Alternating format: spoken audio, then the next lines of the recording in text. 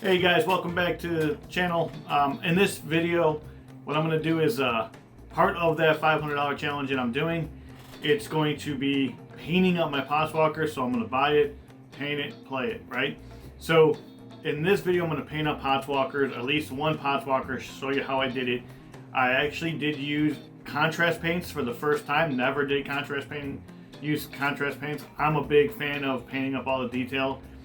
Was kind of skeptical, let's put it that way. I was kind of skeptical on the contrast paints. Those who contrast paint, I'm not criticizing it. Actually, I thought it was very, very handy in this particular instance. I think it can be used as a tool, a very useful tool in some cases, to get some techniques down or some certain looks down, especially when you have 30 or 40 Poxwalkers that honestly I didn't feel like painting up. I have 20 of them in this box. And I didn't feel like painting them all up with all the detail and stuff that I normally do on all my other models. But what they did do is they did do a good job of getting the visual effect that I wanted, and you'll see that in the video. So first things first, when you deal with contrast paints, you have to use a light primer. Okay, in this particular case, with this Poxwalkers, I used a light gray. I have it here. A light gray Vallejo primer. You can click the link in below to get it. I'll link that to underneath. But yeah, I used a light gray. You could use white, obviously, depending on the color of primer you use. The contrast paints actually will react differently. The tones underneath, the undertones would be different. So I used a light gray. I didn't want them too bright because, again, they're Poxwalkers. So that's what I used. I will show you the colors of what we're dealing with here in a minute when we get into the video. Also, just a technical note is that my lighting is not very clear in here. Bright lights, because of this window, bright lights and my overhead and all the other lights that I have going on here isn't right. So when you're shining down bright light onto a white or a light model, you can't see the detail of the model. So hopefully you just follow the process of what I'm doing. I will also throw some pictures up to show what the work looked like in more detail, so you can see it as the process is happening. You get to see the picture, and the picture will show you. But again, this is a process video. I'll get better at it, I promise. But as of right now, this is what I'm working with. So yeah, so that's what we got going on now. At the end of the video, I will show you all 30 of the Poxwalkers set up in a panoramic view, that you can see all of them. And yeah, hope you enjoy the video, and let's get into it. So I'm not going to have too much audio because I'm getting this huge echo coming from my mic, so I'll try to make it simple and quick. So this is the 6 paints I'm using from the contrast paints, and these are the 4 paints I'm using that are just regular Citadel paints. In the first part of this video, you're going to see I'm just going to take the Gilliman's Flesh, and I'm going to go ahead and get all the nooks and crannies of this guy's belly and under his arms, and anything that basically is exposed flesh.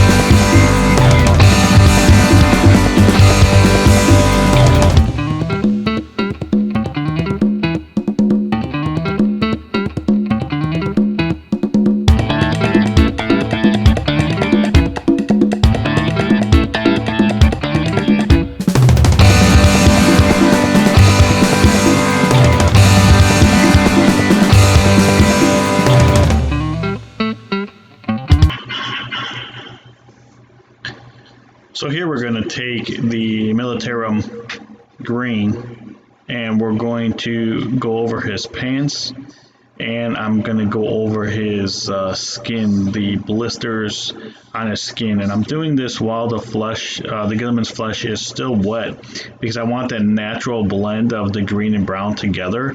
The idea is to make the bubbles and I guess blisters on his back to look like they're rotted out, and the brownish green actually allows that to happen. Later on in this video, you're going to see me take this pink and I'm going to put it onto the open sores or pits that he has in his skin to look like it's fresh wounds.